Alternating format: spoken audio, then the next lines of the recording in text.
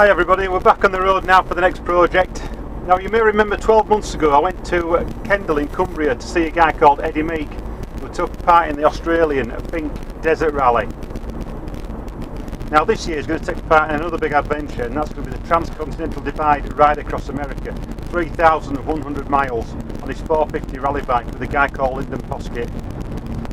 So let's get this show on the road, let's get up to Kendal, see how Eddie is, see how the preparations are going. And he might even let me have a rip around on the rally bike as well, so let's go.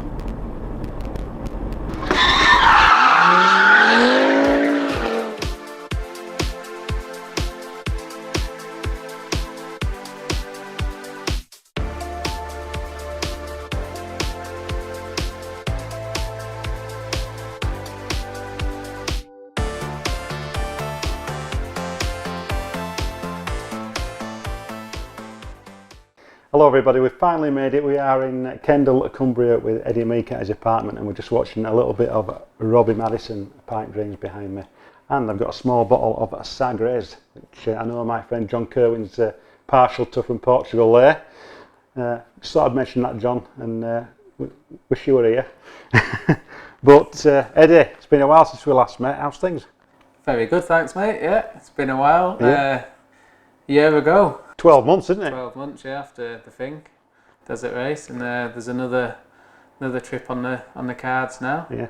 Since we were last here and we talked about the Think Desert Rally, you've been doing quite a lot of stuff, haven't you? I know with the 450 rally bike. Yeah. You've been doing some events, and you've also had a trip to Australia as well. When I got back from Australia after doing the Think, Lyndon persuaded me very nicely to buy this rally bike of his.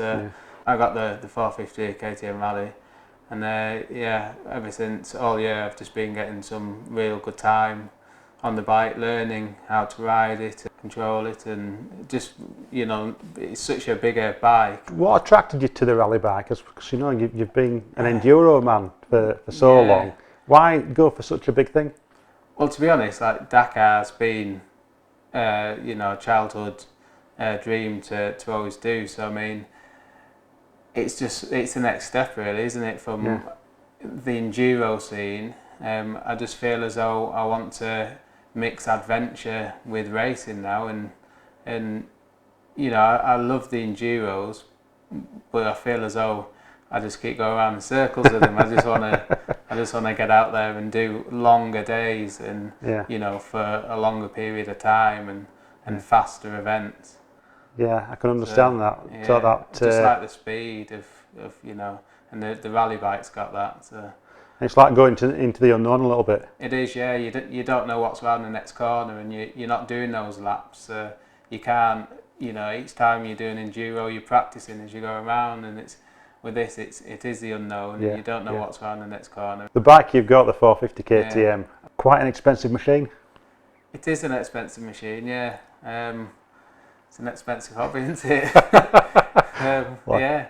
I mean, what can I say? It's you've got to spend this money to get the machine, don't you? You know, it's the thrills that you. That's right. I think life's for living at the end of the day, isn't it? So you've got to buy these things and experience them. You've got to do these things, and I'm trying everything I can to live the dream of you know, finally Dakar, but you've got to do all these things in between, don't you? So. The Continental Divide. Yeah. What's it all about? Where's it to and where's it from? It starts in Canada. It's the Rocky Mountains, and it goes through Canada and through America. I'm not sure exactly where it finishes, but we're heading towards the border of Mexico, and we're going to be doing about 3,000 miles of dirt roads all the way through the Rockies. Right. So that sounds like a bit of a challenge. Yeah, pretty much. I mean, we've not set an exact route, you know, we're just taking it as it comes. So there's no real plan. Halfway down, when we get to kind of Utah, that's when we're going to shoot off into the desert and do another 2,000 miles worth of training in the desert. What are you going to be taking with you know, in terms of your backup if you do have a mechanical out there in the middle of nowhere? Well, I've got Lyndon's bike as a spare, so I'll just, while he's not watching, I'll just start stripping Basil, I think.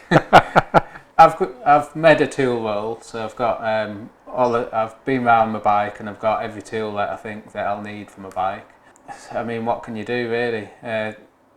I'll be running tubes, so I'll take spare inner tubes, levers, chain tools, zip ties and gaffer tape. Really. That's all you need, isn't it? Yeah, Typical much, sort of enduro rally type tools. That's it. Yeah, just enough to get you to the nearest village, isn't it? If in doubt, just cable tie your your tyres back on. That's it. Yeah. So tomorrow you're going to show me your rally bike and you're going to take me trail riding in the Lake District. What's the plan for us? There's a few lanes locally which all connect to Windermere, across the ferry, and then just through the hills of the lakes, up some mountains, past some walkers. That sounds good to me. Yeah. So I think in the meantime I'm going to crack on with a beer. We're going to watch some more Robbie Madison there, and we'll see you in the morning. See you later.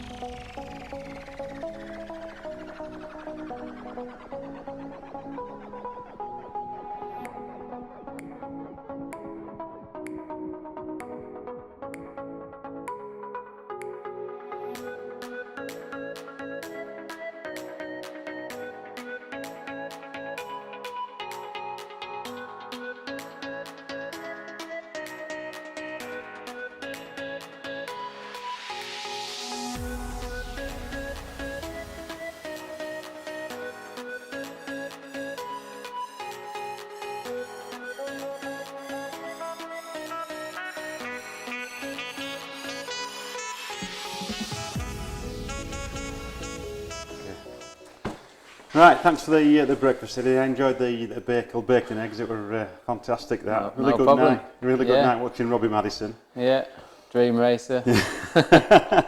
But we're just down at Triple D Motorsport in Kendal now, KTM dealer. And we've just brought Eddie's bike down here to have a really good close look at it. Yeah. Looks amazing, Eddie. Yeah, what have we got kit here? Well, it's the rally replica, so KTM 450 rally. They come out of the factory as it is, basically, ready to go.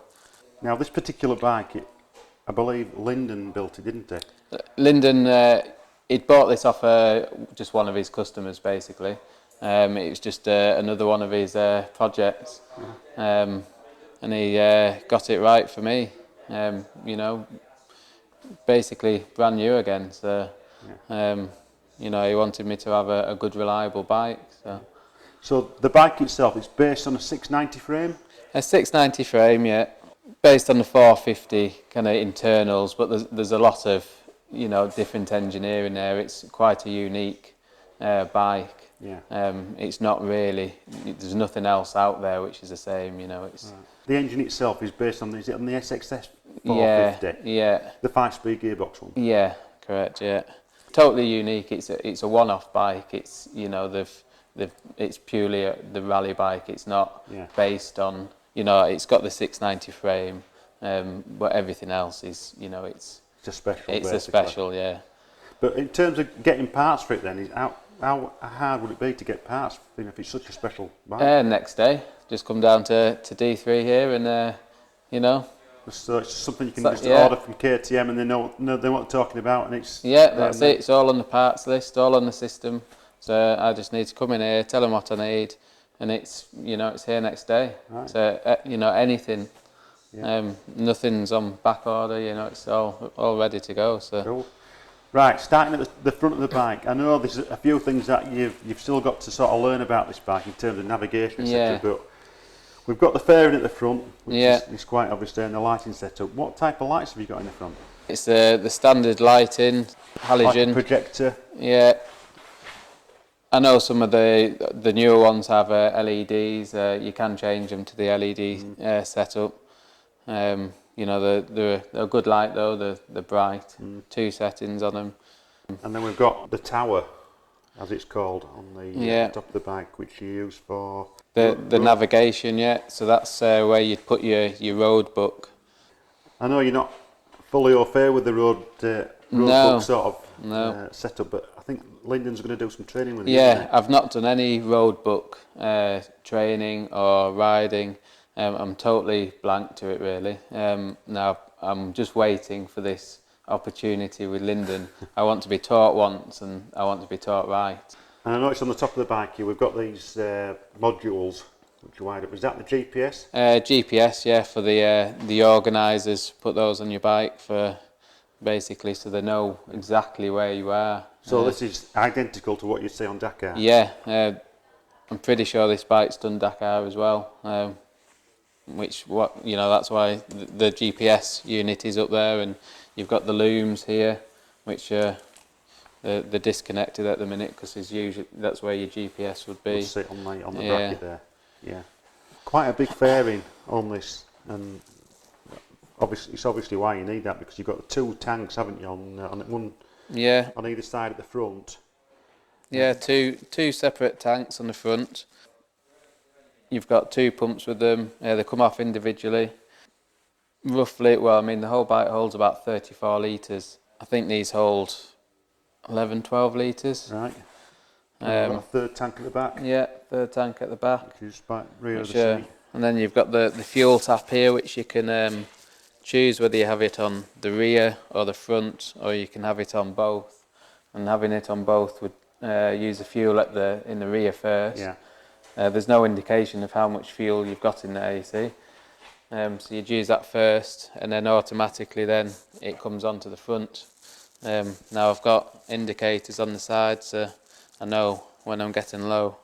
So if we can just take the seat off, Eddie, and just have a look at the internals. Sure.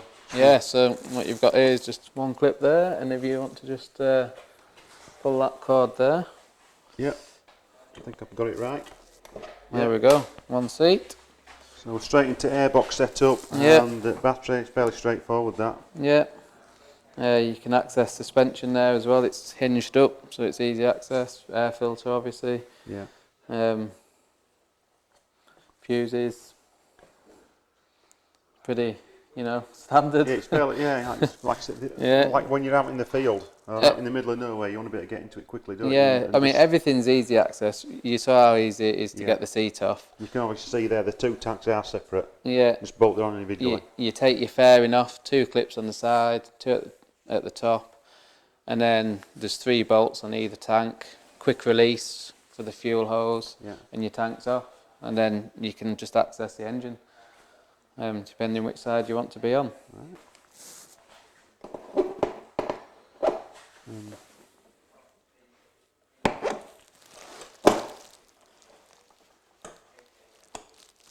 There we go. Now, we were talking last night about the luggage that you've got, like you're waiting to arrive, and what sort of luggage system is it? It's called Giant Loop, and basically I think it's to imitate a rear passenger, so the legs. So it's almost like it's a loop that comes around the back there. Yeah.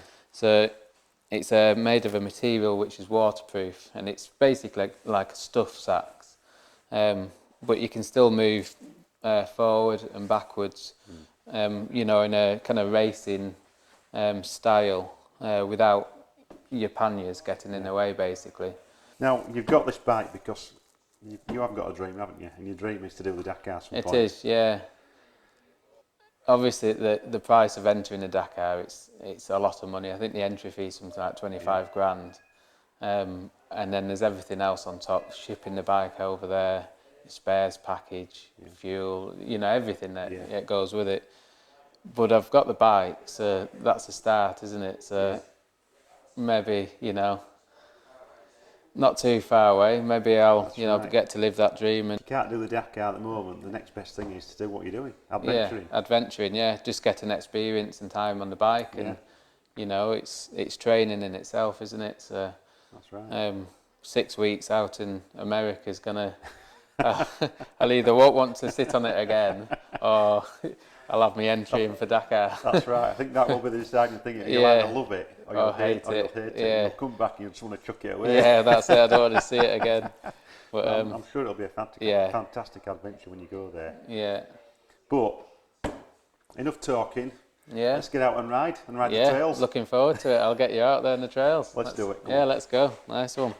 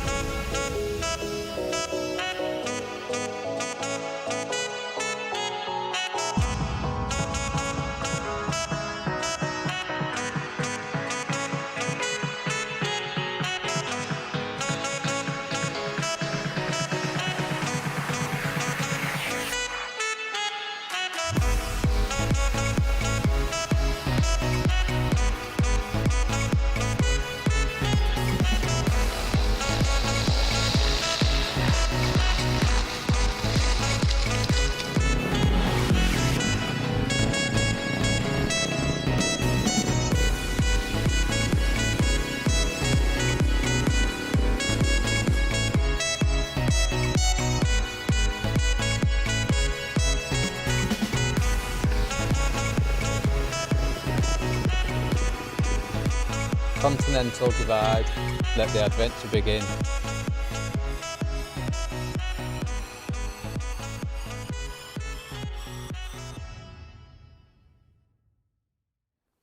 Well, that, as I say, is a wrap. I'll be back in October with Eddie to see how he's got on with his USA adventure. But in the meantime, keep an eye on Facebook and we'll see you soon. Take care for now.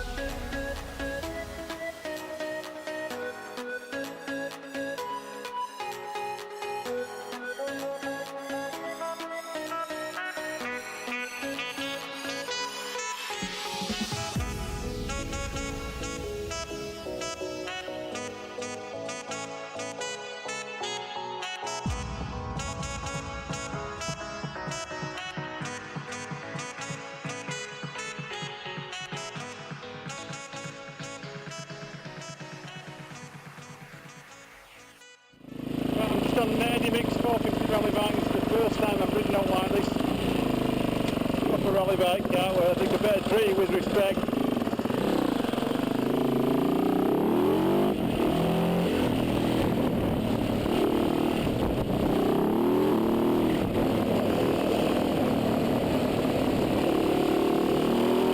Feels so light.